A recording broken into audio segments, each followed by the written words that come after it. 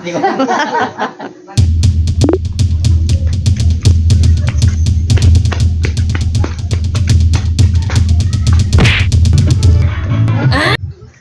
Hi guys! Welcome to Timmy Vlog. For today's video, share ko lang sa inyo yung ganap ng birthday ng mother ko. So ito, tamang lakad muna tayo papunta dun sa bahay namin. Bahay ng mama ko. May pakunting salo-salo kasi doon. Kumbaga sama-sama na rin yung malapit na kamag-anak namin. So mas gugustuhin kasi ni mama yung ganito na lang muna. Na kunting handaan lang.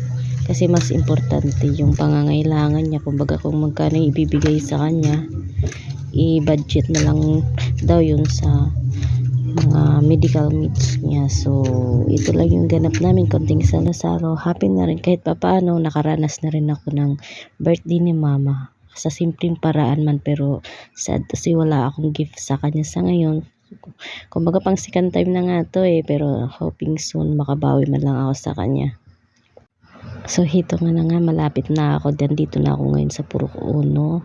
Yan yung Stairway to Heaven ng Justiniana Church. Ito yung purok namin And then kasunod niyan yung bahay ni mama.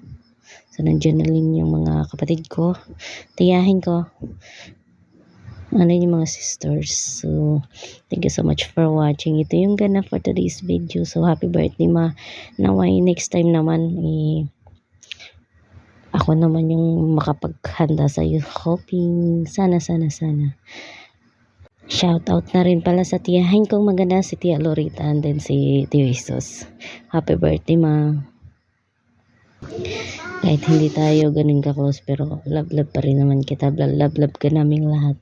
Huwag ka nang magtampo, masama pakiramdam ko, pero kaya late talaga akong nakapunta. Pero iniisip ko man naman yung birthday mo, nahiya nga ako kasi wala man lang ako kahit regalo Pero ito tamang kain, food trip pa rin ako.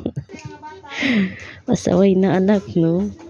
Maraming thank you din pala sa kapatid ko na sponsor ngayon, si Kuya Sunny, and then sa mga kapatid namin, si Grande, si Nunoy.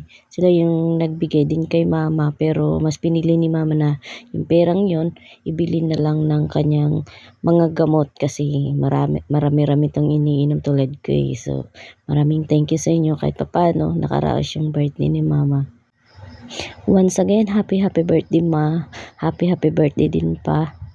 Naway napasaya namin kayo ngayong araw na ito. God bless you. Love you guys.